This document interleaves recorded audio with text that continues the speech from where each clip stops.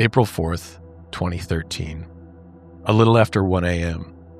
It was a cold, dark, and damp night at the Cabins of Pine Tree Summer Camp along the North Pond in central Maine. Sergeant Terry Hughes noticed someone or something had tripped the military-grade motion detectors inside the summer camp kitchen. The alarm was set off over at Sergeant Hughes' home, about a mile away from the camp kitchen. Hughes was a local game warden who had been monitoring a persistent thief in the area, and this thief had been a nuisance to the summer camp and the nearby area for decades. But to some, this thief was more like a ghost, neither seen nor heard, only disturbing places and objects when no one was looking.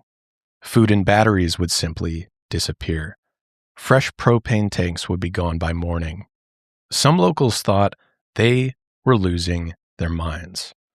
Others spoke of it as an urban legend or a deranged killer wandering around the woods, and some even thought this lone wanderer was an elusive cryptid. That night in 2013, after the alarm went off, Hughes thought he could finally catch whoever was out there. He had practiced with a false alarm, getting up from his bed and racing over to the camp. After a few rehearsals, he knew he could make it there in under 4 minutes flat. So that night, he got in his truck and sped over to the dining hall.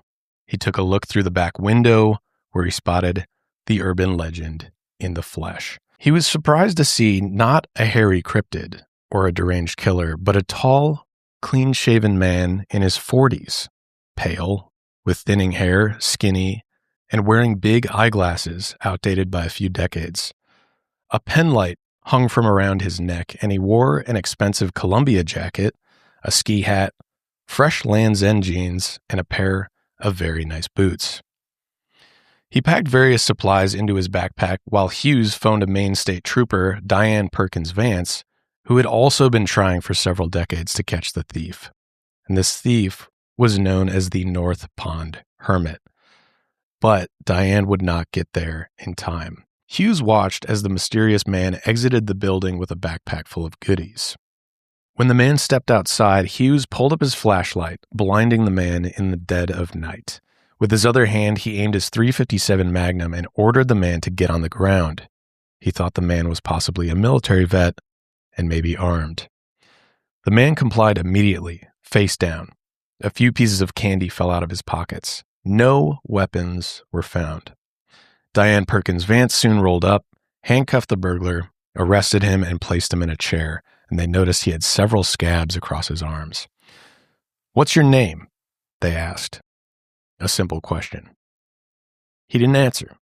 He didn't say a single word. He also didn't carry any sort of identification. And inside his bag, they found a Leatherman he used for breaking and entering, a few bundles of old moldy cash, and some food. He also had a key to the camp's walk-in refrigerator. Sergeant Hughes left Officer Perkins Vance alone with the suspect for a while, and she took off his handcuffs and gave him some water as a friendly gesture. Finally, the man began to speak. And what they didn't know was that this man reportedly had not spoken voluntarily in nearly 27 years, except for one occasion. He later wrote, "My verbal skills have become rather rusty and slow." He struggled to get his words out and could barely make eye contact. It took a few hours for the man to finally speak straight. He said that his name was Christopher Thomas Knight and his birthday was December 7th, 1965, making him 47 years old at the time. He was slow and very sluggish in his words. He didn't have a home address, he didn't have a car, any money, a phone, nor a postal address. He had been living out in the woods, and he didn't even know whether his parents were alive or dead. When they asked why he was out there, he said he fled into the woods with only the clothes on his back, a backpack with minimal gear, and his glasses. According to him, in this time he was in the forest, he did not make a single phone call. He had never sent an email, and he had not seen a doctor or taken any medication. He had avoided humans almost entirely, and he claimed he never needed a doctor. When asked when was the last time he spoke to anyone, he said it was sometime in the 90s when he passed by some hikers in the woods. According to him, all he said was, "Hi." Other than that, he did not speak to another human being. And the only time he ever touched another person since he had left was when he was detained. He slept in a tent, but never lit a fire, not even on the coldest winter nights. He thought it would give away his position. He only came out at night to burgle locals' homes and always returned by dawn. When asked how long he had been out there, he responded by asking, "When did the Chernobyl nuclear disaster happen?" He didn't live in a world where he counted his days. He had his own way of demarcating time season by season. But if he had fled into the woods around that time in 1986, this meant that he had been living in the woods for 27 years. And that night in his jail cell would be the first night he would sleep indoors in over 10,000 days.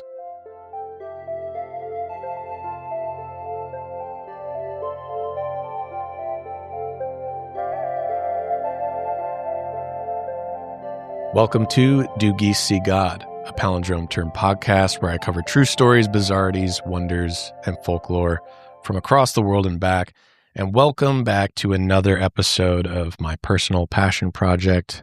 I'm very happy you guys are here listening in or watching. I'm your host, Austin Lee, and Robert, again, is behind the cameras back there. Hey, how's it going? What up, dude? And this down here is my dog, Jaye, as many of you know. She's doing great today. She's just a sleepy baby, as she often is, really. She's a trooper also. I don't even have to tell her to stay here. She just does it. I want to remind you guys, please, for the love of God, go subscribe on Spotify, wherever you get your podcasts, also on YouTube.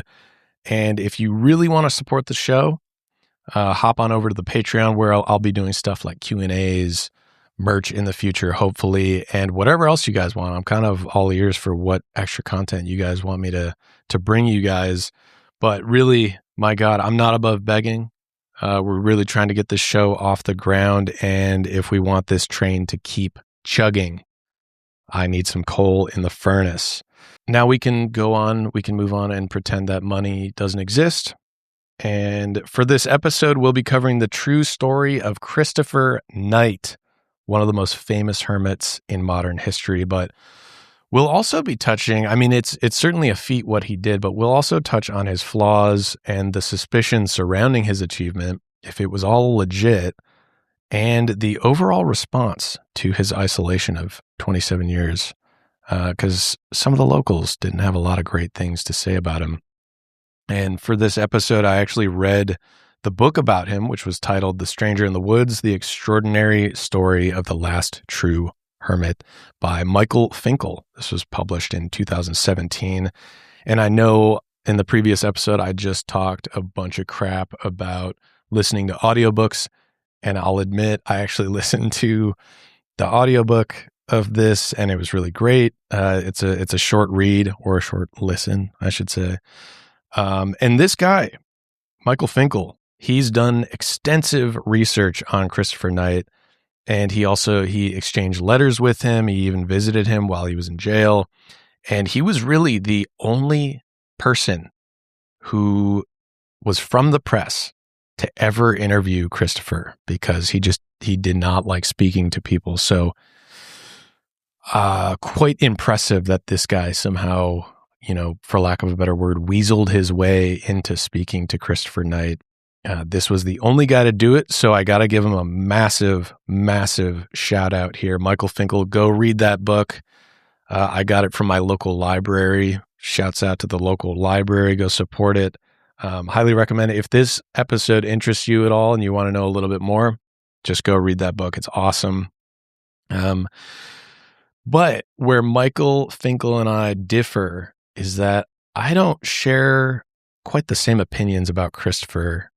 I have maybe some spicy, maybe some preachy things to say about Christopher at the end of this episode. So stick around if you want to hear my opinions on it all. I think Michael maybe went a little too easy on him.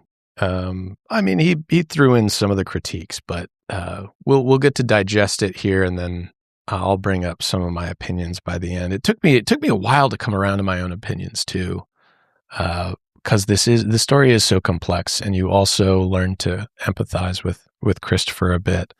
But more on that later. We are just gonna really hop right in here.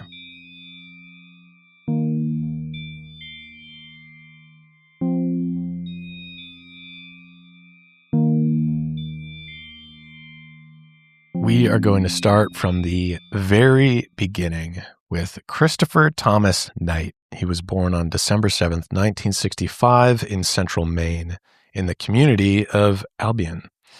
He had 4 older brothers and 1 younger sister, and his sister, who he was close to, had Down syndrome.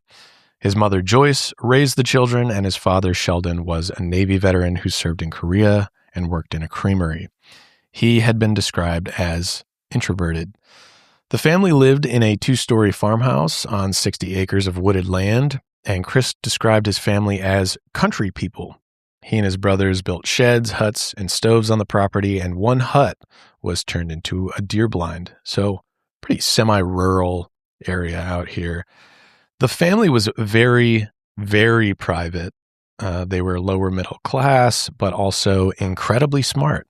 They would even read Shakespeare plays and poetry in the evenings in their free time. They could also do things like fix cars, tweak the plumbing, and study thermodynamics together as a family. They also built a greenhouse on their property where they grew food throughout the winter without having to rely on the electric company. And how did they do this? They made a heat sink where they buried hundreds of gallons of water in 1-gallon containers. And through their extensive knowledge of thermodynamics, they knew that the water would gain heat during the day and then release it at night. These people, maybe a family of geniuses. As for Christopher, he was ragged on by his older brothers since he was the youngest brother, and he was known as a very shy kid, but occasionally funny and mischievous. His shyness extended into his teenage years and young adulthood, and he loved silence, and he rarely enjoyed interacting with others socially. He had impeccable grades in high school and graduated early, and one teacher called the Knights a family of brainiacs. His family prided themselves on intelligence, but Christopher didn't have many friends and lived a very isolated life outside of his family. He never went to the school dances or football games and didn't join any clubs or play any sports. He had a friend named Larry Stewart who called Chris smart and friendly. As Christopher later explained in his own words, "No complaints. I had good parents. Culturally, my family is old Yankee. We're not emotionally bleeding all over each other. We're not touchy-feely. Stoicism is expected. In my family, the boys could not express their feelings. We relied on unspoken understandings." During his senior year, Christopher attended a class that taught him how to read a compass and build an outdoor shelter. And after high school, he followed his 2 brothers and enrolled in a 9-month electronics course that included computer repair at Sylvania Technical School in Massachusetts. He then got a job installing home and car alarm systems, and this would give him extensive knowledge on security systems once he began to steal from people. And with his job, he saved enough money to buy a 1985 Subaru Brat. His brother co-signed the loan, which Christopher would soon stop paying when he went missing. He said, "I really screwed him on that." When he was 20, he quit his job and took the car to Florida, staying in hotels along the way, and he mostly stayed in his car on the interstate. And this would be the only road trip of his entire life. He then drove back to northern Maine, past his house to say goodbye, wandered around several small dirt roads, nearly ran out of gas, and then parked his car. He then left the keys on the center console, walked into the woods with no intention of returning, and he never spent a single night in the woods up until that very first night. He had no maps and he had no plans. He simply walked into the woods and figured it out. His family never filed a missing persons report or even contacted the police.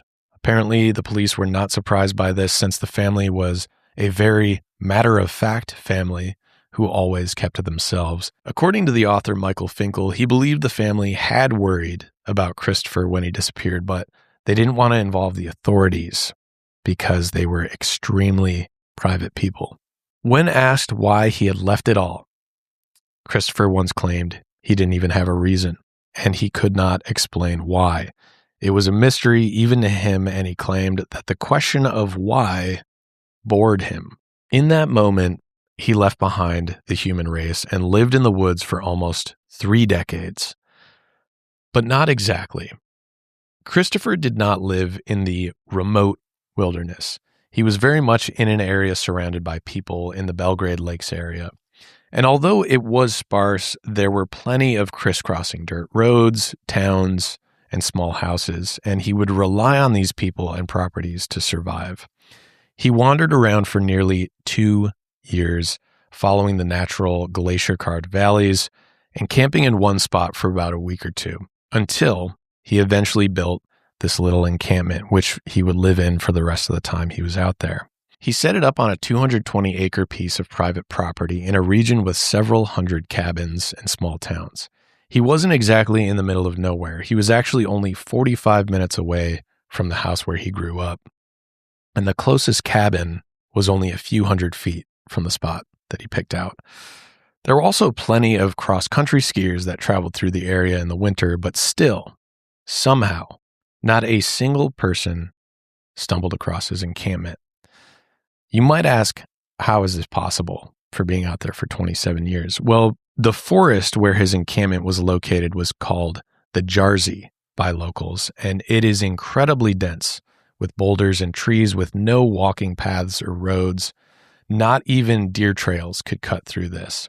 Poison ivy also covered the area, and some of the boulders were the size of vehicles. Christopher had found an area in the forest where no one would bother hiking or traveling through in any way, and for a time, he didn't even know where he was exactly. He said he didn't even care.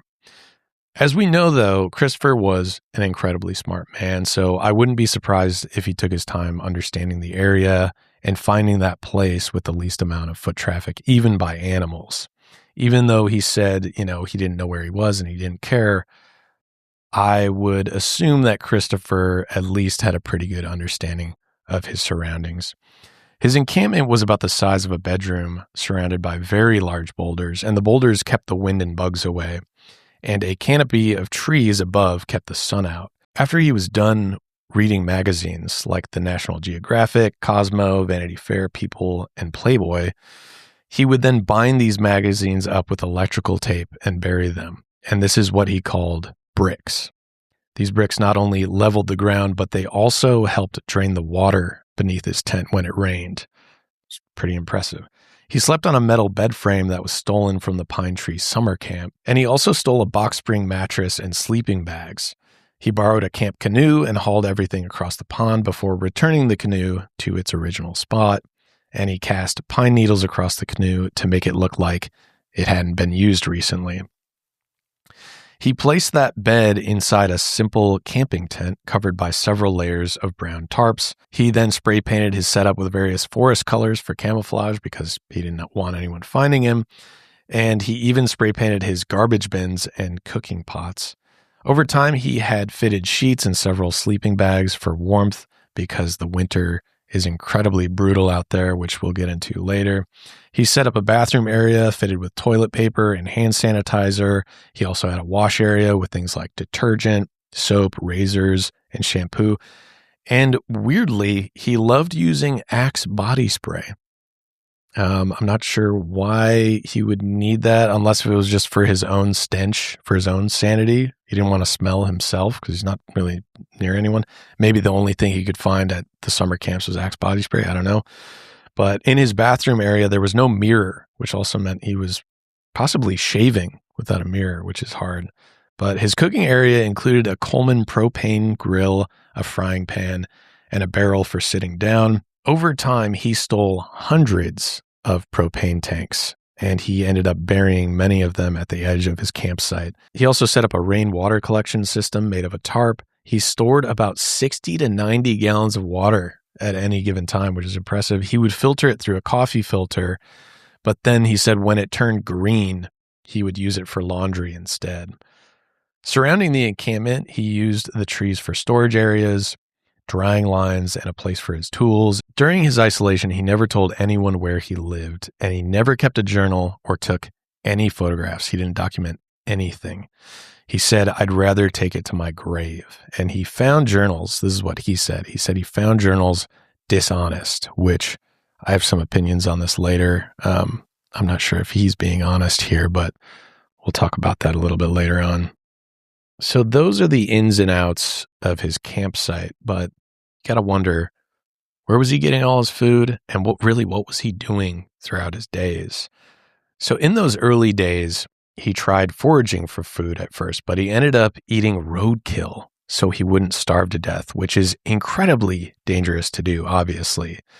He then began stealing corn and potatoes from people's properties, and he claimed he was always raised to be self-reliant and never to steal. But after nearly starving to death, he began stealing food early on, and he basically just continued to do so ever since. And he quickly realized that he couldn't truly live off the grid. That is important to note. He had to rely on others to survive, period. His diet was terrible for the most part. His teeth, despite brushing his teeth with stolen toothpaste, were rotten to the core after 27 years because he ate things like stolen marshmallows, Country Time lemonade, Tyson chicken strips, Mountain Dew, cream-filled chocolates, peanut butter, Cheetos, honey, cans of tuna, frozen tater tots, coffee, soda, and just all other kinds of junk food. That was basically my diet when I was 16 years old. When he searched for food, he claimed he never came across anyone during his robberies. He always made sure to check for any cars in the driveways or signs of anyone inside. He would also never break into a home that was occupied throughout the year. He mostly targeted the nearby summer camp buildings and vacation homes. He'd wait until late at night to enter any given place, and he often targeted the kitchens for food. Then he would check the property for propane tanks, and he would also steal digital watches to make sure he was always returning to his camp before sunrise. He said, "My heart rate was soaring. It was not a comfortable act. I took no pleasure in it, none at all, and I wanted it over as quickly as possible." He said he always tried to lock the doors and windows before leaving. He never broke a window or smashed a door. He would pick locks and then always leave the door locked behind him when he left. Police were pretty impressed with how fluent he was in lockpicking as well. He stole a long list of items, everything from mouse traps to thermometers. And deeper in the forest, he had even set up a separate storage area where he kept plastic totes filled with enough supplies for a backup camp if he was ever discovered. So he was not only stealing things just to survive in his day-to-day, he stole enough for an entirely second campsite. Only one time, apparently, a group had been near his camp. There were 3 men of the Bellavance family, each a different generation. They were looking for a place to go fishing, and when they spotted him, they realized that they had crossed paths with this elusive North Pond hermit. But they agreed they wouldn't say a thing. Christopher was caught at the summer camp only a few months after this interaction. But back in his encampment, he had set up things like a radio antenna so he could listen to conservative talk radio, classical music, and classic dad rock like Lynyrd Skynyrd, who he thought would be listened to for hundreds of years. Not sure about that one, man. Also goes to show conservative talk radio. Why bother listening to political radio when you're completely disconnected from society? I don't understand that one. Maybe it goes to show that conservative talk radio is purely entertainment value and nothing else. Something to consider. He could even get the signal of some TV broadcasts out there like Everybody Loves Raymond, and he also watched a lot of Ken Burns' The Civil War, great docuseries, some of which he could even recite from memory. He even stole some Game Boys so he could play Pokemon. Wow. He also played Tetris and Dig Dug. And his rule for stealing handheld games, because he tries to propose that he lives by this like moral code out there, his rule was that he wouldn't steal handheld games if they looked new. He would only steal them if they looked outdated. Like that still wouldn't be devastating for a kid to have his Game Boy stolen. But ultimately, he spent a ton of time reading. A very, very, very big reader he was, especially military history. That was his favorite. His favorite book was William Shirer's The Rise and Fall of the Third Reich. He said that reading was his form of travel. He had a lot of opinions about other authors, and he apparently did not like Robert Frost. Come on, man. Or Jack Kerouac. That's fine. And he said he used pages of John Grisham novels for toilet paper. Whoa. He also refused, quote, to be intellectually bullied into finishing Ulysses, which is by James Joyce. What's funny about this, I was just talking about this book the other day with a friend, small side note. I've actually never met anybody who has finished Ulysses. It is an incredibly difficult book to read. I have no interest in reading it. I'm happy that it exists, but if anyone listening to this has read Ulysses or even knows anybody who has completed Ulysses in its entirety, please comment. I need to find people. I'm not convinced anyone has actually read this book cover to cover, or Finnegan's Wake. I don't believe these people exist. I believe people buy it and put it on their shelf, but they don't actually read these books. So that's, I find Christopher's quote about it funny because he says he refused to be intellectually bullied into finishing. Like, who's bullying this guy? He's in the middle of nowhere. He's not talking to anyone. So it's this weird pressure he had put on himself to even try and finish it. But I like that the guy who had all the time in the world could not get through Ulysses. And that's my side tangent on Ulysses. Sorry. Back to the story. Christopher also spent a lot of time simply absorbing the nature around him and meditating, which I appreciate. But he stated that he did not pray. He emphasized that he did not follow any belief system, but tended to believe in polytheism. He believed, quote, there are multiple gods for multiple situations. He practiced stoicism, which promoted self-control and harmony within nature. He would often sit on his bucket near his camp and stare out at the nature. And he listened to the birds and the frogs. He watched as deer or moose would quietly pass by. But one year, he said he didn't see any deer at all, which is kind of hard to believe. But only once he did claim he saw the backside of a mountain lion. Despite being surrounded by animals, he never wanted a pet because he feared that if he began to starve, he would have to choose between himself or his pet. I can respect that. Near the end of summers, he would occasionally venture out of his camp, something he only did mostly to get supplies. He enjoyed looking at the shelf mushrooms on the tree trunks, and if he heard an eclipse would happen on the radio, he would then go find a clearing to go and see it. He was, I know he was big into space as well. And that's how Christopher spent his time.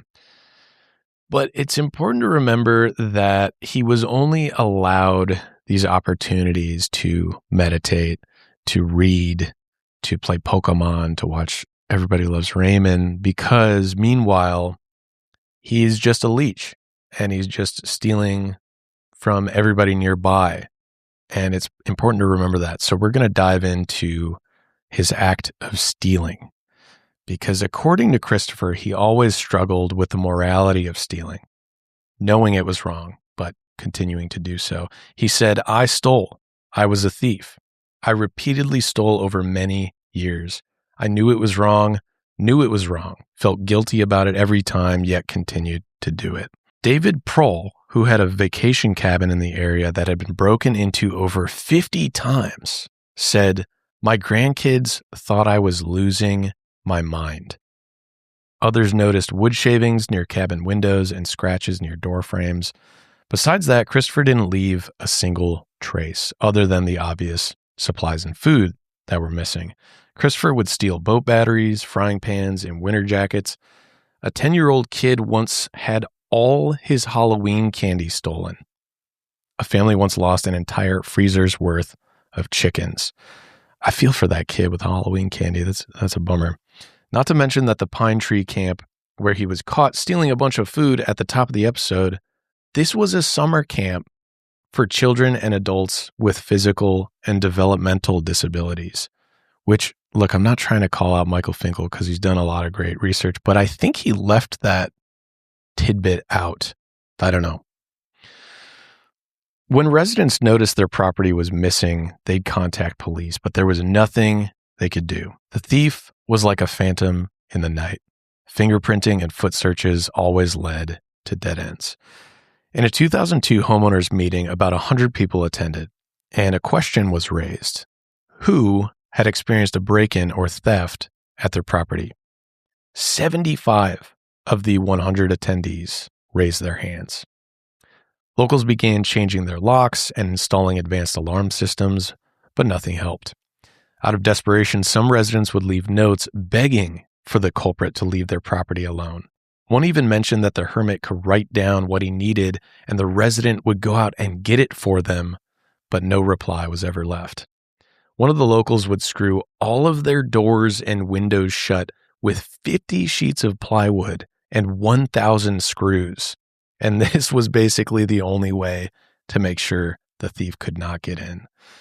A man named Neil Patterson really had it up to here, and he began hiding in his house with the lights off, armed with a .357 Magnum, waiting for the North Pond hermit to break in.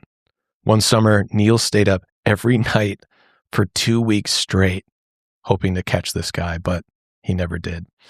Christopher soon became less of a man and more of a legend. He even got the nickname the North Pond Hermit, among others, and his myths would be shared near local campfires. The legend of this creepy man wandering the woods continued for many, many years. But the craziest part is that these legends and local folklore were true.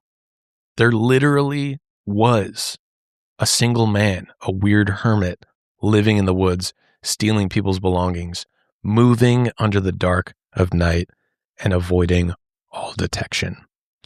When he was finally caught, many were simply impressed by his outdoor survival skills, but others did not find him so impressive. One victim of the burglaries said this: "He stole every bit of my piece of heaven." Neighbors in the area had become suspicious of one another even, thinking anyone could be the serial thief. Because Christopher wasn't just stealing things he needed to survive, he was destabilizing the security of those around him, which is why his legacy that he's left behind has been so divisive. While he survived out in the woods, Christopher lived from season to season, and he said he didn't prefer one season over another, but winters were always the most important since they were the hardest to survive. His seasonal routine began at the end of summer. All of the local activities, including the summer camp, eventually died down, and Christopher called this time his harvest time. His goal during this period was to gain weight as much as he possibly could, almost like he was an animal gearing up for hibernation. And he would stuff himself with sugar and alcohol, and this was the fastest way for him to gain weight. He also admitted, "I loved the inebriation," possibly an alcoholic here. His selections were bizarre because what he drank were things like, I've never even heard of some of this stuff, Allen's coffee flavored brandy, Seagram's Escapes strawberry daiquiri, whipped chocolate valley vines, which is labeled as a fine chocolate whipped cream red wine. Good God. Disgusting. When he had gained weight and fall set in, he grew an inch-long beard to keep his face warm. And his burglaries became more frequent and intense. He would try to stock up on as much fuel and food as possible. November usually marked the first snow, and these snowstorms would often leave snow on the ground for weeks or sometimes months at a time. Christopher was paranoid about leaving any footprints behind during this time, thinking that someone would track him back to his hideout, which he had good intuition because people were pissed. Locals were pissed, and they were definitely trying to find this guy. So for nearly 6 months out of the year, beginning when winter settled in, Christopher almost never left the area near his campsite. The winters in Maine, if you don't know, are brutally cold.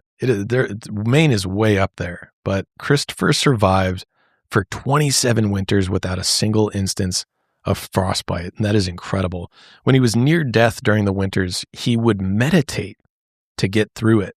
He knew how cold it was because he had actually set up a digital receiver connected to a temperature gauge outside of his tent. In the freezing cold, he even admitted that even though he wasn't religious, which he was very adamant about, when it dropped below 20 degrees Fahrenheit, he would desperately pray for warmth. He would go to sleep at 7:30 p.m. and wake up every winter morning at 2 a.m. in the blistering cold. He feared that if he slept through the coldest part of the night, moisture would condensate inside his sleeping bag and he would freeze to death. Anybody who's ever done cold winter camping knows that this is a real risk that you take while you're doing this. If you start to get moisture inside your sleeping bag, you could be screwed very quickly. So he would then get out of his sleeping bag and tent and then walk around the perimeter of his encampment to get his blood flowing. And then he would go and throw snow into his small camp oven to use as drinking water. His feet, he claimed, seemed permanently cold. He could never really warm them up, but as long as he had dry socks, that was all he was worried about. By sunrise, he would drink his daily supply of water, and if he had food to spare, he'd eat it. The winters were always a time when he could feel that his age was settling in, because back when he was in his 20s, first out here, he said he felt like, quote, the Lord of the Woods. And that was in his own words. But as he aged, he knew that he was losing agility, strength, and energy. His teeth constantly hurt because they were probably rotted out. His wounds were much slower to heal, and the winters seemed relentless. Some of the most brutal winters, he actually ended up running out of fuel and food, and he underwent what he described as physical, emotional, and psychological pain. There were times he actually considered that he couldn't go on. At times, he considered leaving the woods entirely when things were at their worst, but he never did. He also kept a whistle at his camp, thinking that if he were ever in dire straits, he would simply blow this whistle in a sequence of threes until someone heard and then came for help. But, he never left camp and he never blew the whistle. It was only when he heard the singing of birds that he knew he was finally in the clear, that spring was on its way. As time went on, his eyesight also got worse because his prescription in his glasses only lasted so long. His eyesight had actually gotten so bad by the end of it that for the last 10 years of his isolation, he said he couldn't see beyond an arm's length. He had to rely on his ears more than his eyes, and he had to rely simply on his memory to move through the woods. And even though he would come across other glasses during his raids, none of them were the right prescription. I used to have incredibly bad eyesight. I eventually got LASIK, but I used to have eyesight I could barely see beyond like a foot or two from my eyes. I cannot even imagine surviving out in the wilderness, out in the cold, especially with just a complete lack of eyesight. It's almost, you're basically blind at that point. But while Christopher's out here constantly stealing, surviving through the winters, after a dozen or so years that he was out there, he had become an urban legend in central Maine, and he had also pissed off countless locals. A local, Debbie Baker, installed a security camera in her cabin, and her boys had been terrified of the hermit they had nicknamed the Hungry Man. In 2002, her camera caught a photo of Christopher, which police were quick to circulate around, seeing if anybody recognized this guy. Everyone was very hopeful for an arrest after this, but it never came. No one could recognize this man in the photo. He would not be caught for another 11 years when he headed to the North Pond summer camp, avoiding all the patches of melting snow along the way. He had memorized the route, one in which he had taken countless times. As he would head into the dining hall with his penlight and poor vision that night, the alarm would go off over at Sergeant Hughes's house. After 27 years of foot searches, flyovers, and fingerprint dustings by 4 separate law enforcement agencies and 2 county sheriff's departments, Hughes was finally able to catch the North Pond hermit.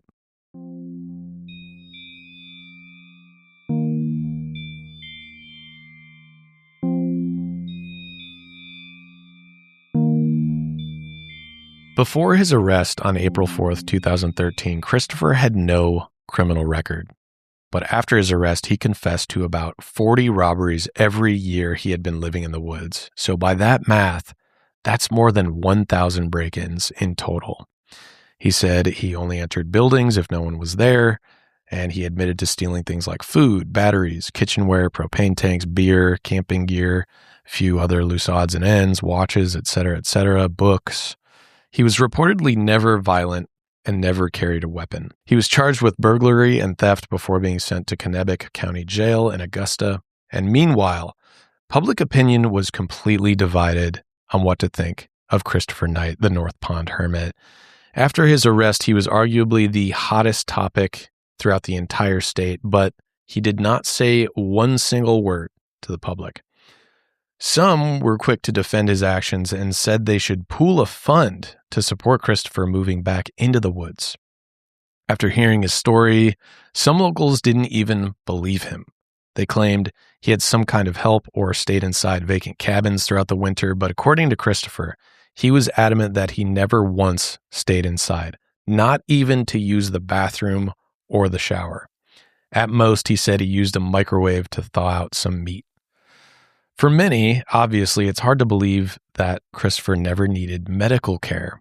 Also, how could he speak so well after not speaking for 27 years? One resident even pointed out that Christopher stayed near the road, which was called Knight Court, and a Knight family lived close by, possibly relatives that helped him out, and some claimed that the, quote, Great Ice Storm of 1998 should have killed him out there.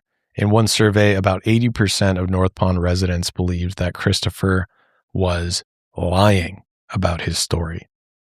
But Christopher was adamant, saying, I induced fear. People have a right to be angry, but I have not lied. Many, including Michael Finkel and Officer Diane Perkins Vance, believed his account. Officer Diane Perkins Vance said that she felt that Christopher was incapable of lying. And even Sergeant Hughes also believed his story since he was very honest in his confessions, willing to admit to 1,000 felony robberies.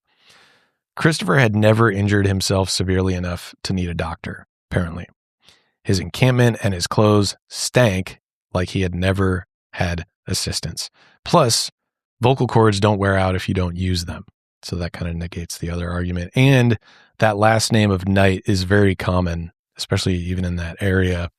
He was not related to any of the family nearby. But still, locals were furious at the terror that he had caused, and others wanted him to keep living out in the woods at peace. And while in jail, two of his brothers, Joel and Tim, visited him.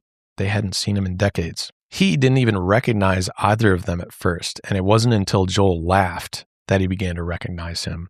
Both of his brothers thought he was dead, but never told their mother that. His father had actually passed away in 2001. Christopher was still listed as a survivor in his obituary, which is a tad suspicious. Or maybe they just assumed he was still alive. His mother was reportedly still alive at the time of his arrest, living in the house where Christopher grew up. The brothers wanted to give her hope, so they had told her that maybe Christopher was in Texas somewhere or out in the Rocky Mountains. Christopher did not want his mother to visit him in jail, since he didn't want her to see him in his inmate clothing. At times in his solitude, he said he missed some of his family to a, quote, certain degree. He missed his sister, and that was kind of it. He admitted that he rarely cried, but he would never explain exactly why he cried. The reason we have so much information, though, on Christopher is because of the author Michael Finkel, because he ended up striking up a letter exchange with Christopher after he was arrested. And he replied to relieve stress and boredom. That was what he said while he was incarcerated, because this guy didn't really like to talk to people, so it was bizarre that he would even respond to a letter. They bonded over their love of the outdoors and the love of reading, one of the very few things Christopher had an interest in talking about. Michael sparked the conversation about how he loved Hemingway, but Christopher responded that he didn't find his writing all that interesting. I love Hemingway. I think he's a great writer. It was shocking that the silent hermit, who would barely speak to his own family, was willing to talk to Michael. But in each of his letters, he always seemed disgruntled. He often included insults, and he would even write one draft before a final draft where he would remove unnecessary insults, but he would still leave in necessary ones. In these letters, Christopher opened up about how terrible his time in jail had been. He could hardly stand the noise and how dirty it was, and he said his time in jail took more of a toll on his mental health than all of the years he had spent out in the woods. His case had been delayed several times since the DA and his attorney could not figure out how to address such a unique case. The North Pond hermit possibly faced 12 or more years behind bars. The uncertainty of how long he would have to be incarcerated was torture for Christopher. But he also admitted that his stealing was wrong, so he knew why he was there. Meanwhile, he found a bit of peace imagining the forest and the silence of nature, and he also imagined salt and fat frying on his camp stove, and he also imagined the wildflowers out in the forest. He really struggled to get along with the other inmates in the meantime. He approached half a dozen inmates and tried to talk about the solstice and the supermoon, but none were very much interested in speaking with him. And some said he spoke like a book. So he really just stopped trying to talk to them after that. Occasionally the guards who pitied him would come check on him, but he would only give them very brief, one-word answers to their questions.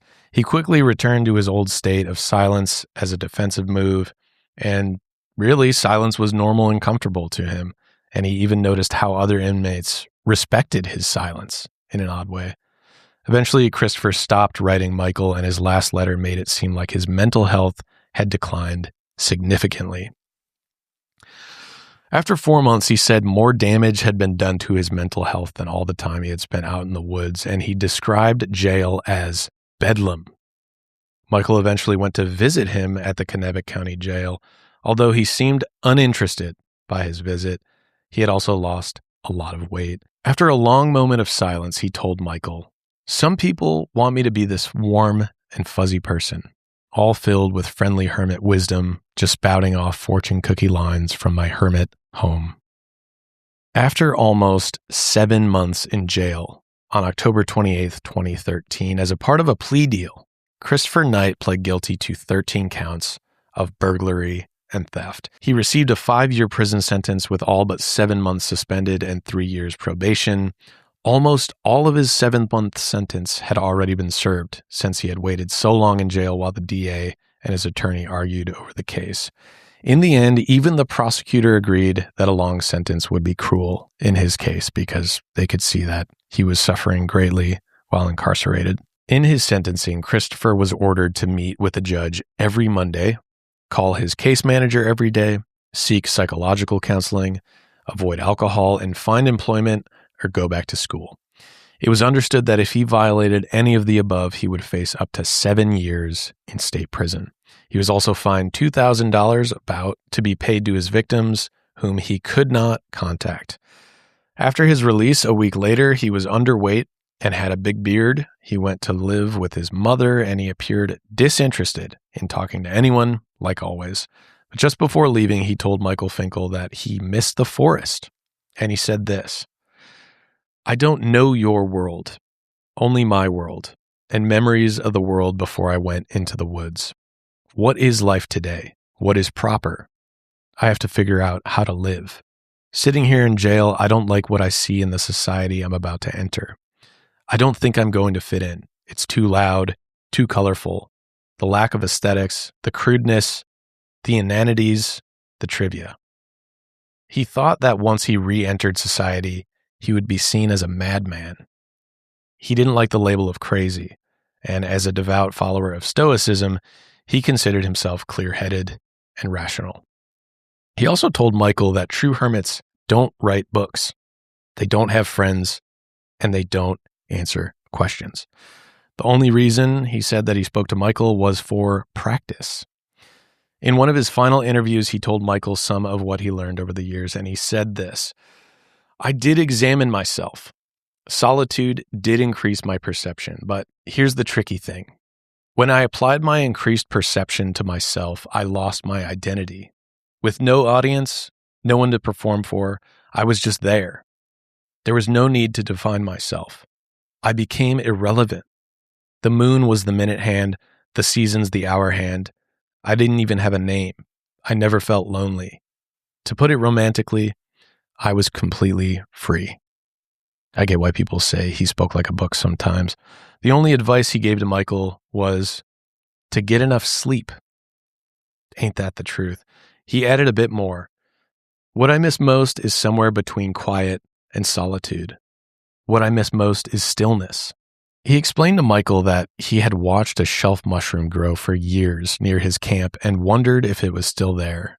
And according to Michael, who had gone out to his encampment, said that it was. Christopher now lives in an undisclosed location in Maine and reportedly works in an auto shop. He and his family remain private about the entire situation. To this day, Michael Finkel was the only journalist he ever agreed to speak to, and Christopher eventually told Michael to leave him alone. And he added, "I'm not going to miss you at all." Michael tried to reach out to him several more times, but Christopher always declined. And I believe Christopher's family even threatened to call the police on Michael because he flew out there and tried to find him again, but he just wanted to be left alone completely. So a lot of you are probably wondering why Christopher did this. And his reasons for living in the woods and avoiding contact with almost everyone is still not fully understood.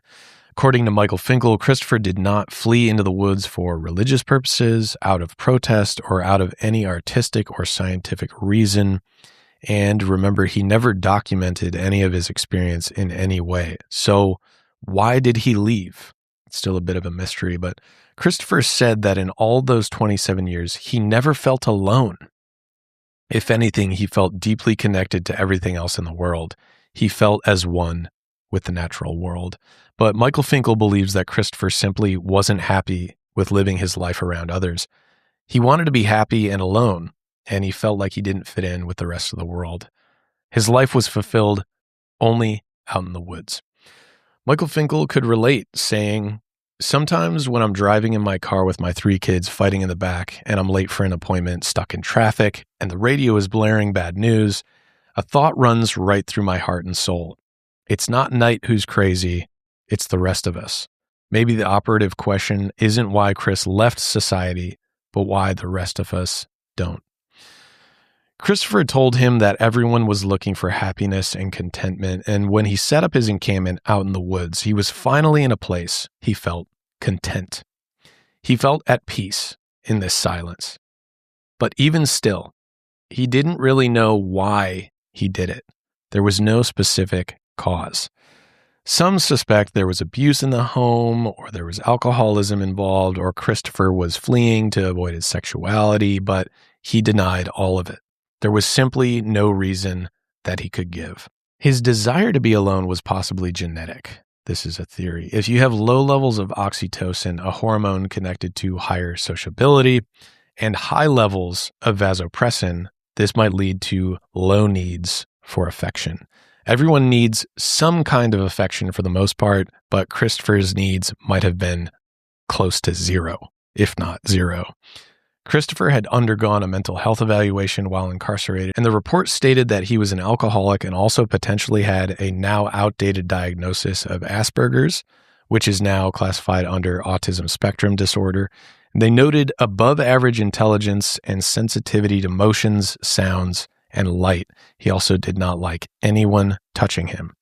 Even TV commercials overwhelmed him to the point of crying, and his story has been reviewed by several autism experts, but he was never really officially diagnosed, from what I understand. Some argue that the way in which he survived for so long isn't common for people with autism spectrum disorder because many autistic people require other people and intimacy, just like everybody else. Another clinical psychologist proposed that he might have had schizoid personality disorder, specifically not the same as schizophrenia. People with schizoid personality disorder often prefer to be solitary and are overwhelmed by social interaction. It seems like the vast majority of us are not built to sustain that type of solitude. Michael Finkel goes into things like solitary confinement in his book, which I found fascinating because solitary confinement is seen as the worst punishment in the U.S. besides capital punishment, the death penalty. And after only 10 days in solitary confinement, many prisoners experience severe mental harm. Thomas Silverstein spent 36 years in solitary confinement following the murder of a prison guard. He described it as being buried alive for an entire lifetime. The UN declares that keeping someone for 15 days in isolation is cruel and unusual punishment. Even still, Siddhartha achieved enlightenment and became the Buddha after meditating for 49 days. Muhammad also practiced isolation for prayer. Lao Tzu, the Chinese philosopher who wrote the Tao Te Ching, was also a hermit out of protest, and many artists, scientists, thinkers have also become hermits or seekers of isolation to find insight and inspiration. People like Thoreau, Darwin, Edison, Bronte, Van Gogh, Einstein, the list goes on and on and on. Christopher Knight seemed to have his own opinion on some of them. He called Henry David Thoreau a dilettante. He was not a true hermit in his eyes because he wrote books and hosted parties while he was in this supposed isolation. So Christopher clearly had some pride when it came to his isolation and might have been in some sort of competition with other historic hermits is what it seems like to me. But Christopher Knight is still considered one of the longest running hermits of all time. And not many have come close to 27 years. And most of us would see this level of isolation as pure torture and punishment. Plus, if we believe Christopher's story of speaking only one word to anyone at that time, this makes him one of the most dedicated mutes ever. Most people don't even spend a single day without speaking to someone. I think there was some study that it was 9 out of 10 people speak to someone else in any given day. Personally, I would hate this lifestyle. And I definitely like my alone time here and there. Don't get me wrong. But this type of living is just downright wrong for so many reasons. And maybe I'm about to be a bit harsh on Christopher, but I did have some strong opinions on this one. I couldn't help myself. So first of all, his lifestyle is just incredibly selfish when you think about it. Christopher was not only looking to find his own sense of peace and contentment, but he was doing that while destabilizing countless others. So you find your own peace, yet you cause everyone else harm. And the older I get, I realize that really all that matters in the end, not to be corny, but truly is what we can give to others, especially those who we love.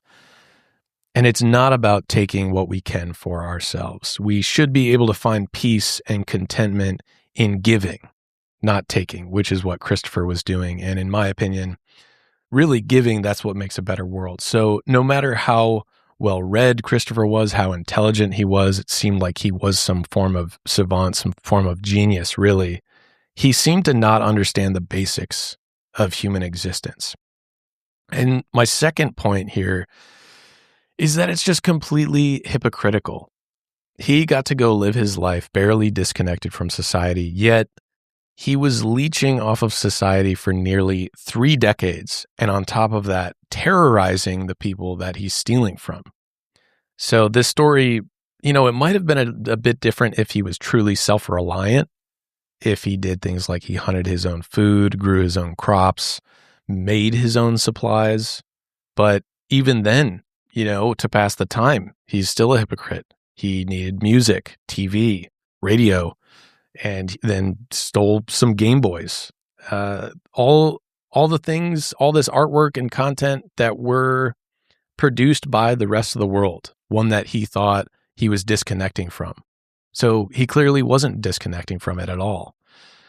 Why couldn't he have just worked a solitary job, like fire lookout or something like that? It's not really a job anymore, but like lighthouse lookouts, people that have to live in a lighthouse for a long time. It's a very solitary work, but you're still contributing. He could have lived in a remote chunk of the woods and also just bought his own things if he wanted, but he didn't do that because really in the end, he wanted to be a leech. And in my opinion, I think he wanted to set a record as well. I think he had some hubris. I think there was some pride involved. He wanted that gold trophy for his time that he set out there, even though he claimed that he didn't. He seemed incredibly arrogant over his accomplishments. Like, if you remember, he even called himself the Lord of the Woods. And he called Thoreau a dilettante. Like, get over yourself. honestly. And on top of that, he claimed he didn't even keep a journal because, remember, he said journals are dishonest. He said that true hermits wouldn't do things like that. Because why would he accept interviews from a journalist that was clearly going to publish his story? It doesn't make any sense. It's essentially all those letters and interviews were eventually going to be published just indirectly.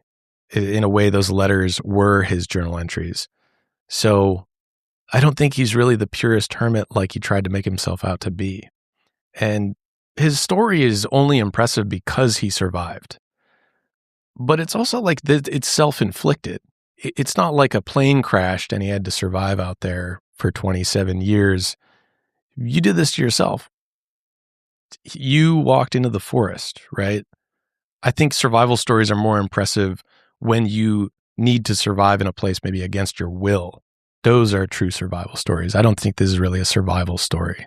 It's all self-inflicted. But wow. But those are my takes on Christopher Knight. I don't know what you guys have to say. Leave some comments. Was this guy a hypocrite? Was he also impressive at the same time? What do you think about all this? I don't know. Can you connect to him in some way? I can. I get it. I mean, I think in the last episode we talked about disconnecting from yourself entirely. In a way, that's not what he's doing because he was really connecting with himself is what it sounds like. But I guess disconnecting from society or what have you. I don't know. What do you guys think about this one? I'm not sure. I'm a bit torn on it. I'm both impressed and disgusted at the same time.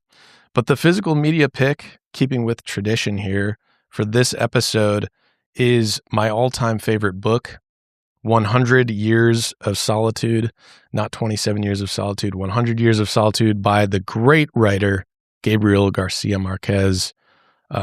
One of the all-time greats here. My God, this was a very formative book for me. I tried to be pastiche a long time ago when I was trying to write fiction, and I tried to write like Gabriel Garcia Marquez, and I failed miserably countless times because I can't do it. I'm not that good. But this story is a vast story of magical realism about a family who descends into physical, social, and emotional isolation over time. And you really get to see these bizarre and tragic outcomes of this isolation. Because this story is not a proponent of isolation. If anything, it's a bit horrific, especially toward the end. Some imagery that I cannot get out of my head years and years later. I think it's been over a decade since I've read this book, and it has still stuck with me. This was also my first true exposure to magical realism, and really it is simply the best example. If you never read magical realism, I highly recommend you go check this book out. Wow. Yeah, can't say enough good things about this. He also wrote it because growing up, he would listen to his grandparents tell stories, and they told these insane stories with such conviction that it inspired him to write like this, because some of the things that are happening are so jarring and otherworldly, yet he talks about them as if it's just another day. So I really love that. It's also incredibly well written, some of the best writing possibly ever, and the prose is unmatched. So if you have not read the classic 100 Years of Solitude, go check that out. And also, remember to go subscribe. Don't tune me out yet. I know everyone tunes me out here, but I have some things to say. Go subscribe to my podcast on Spotify and anywhere you get your podcast, as well as over on YouTube. We got the video over there. Also, if you really want to help the show out, we're getting this thing off the ground still. I know we're 3 episodes in.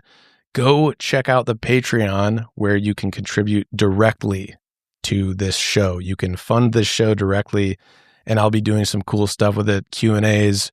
We might set up a Discord. Hopefully in the future we do merch. I'll also have some polls on just what you guys want to see out of it as well. Go help the show out. Even if you're just listening, I appreciate you so much because you're really helping the show out. But if you want to see us hit the limits of the atmosphere like Artemis 2, go subscribe and go check out the Patreon. And guys, always remember, when you feel very overwhelmed and you feel like completely disconnecting from everything, from society, when you remind yourself that you need others to fulfill your life. Truly ask yourself, do geese see God? Think about it.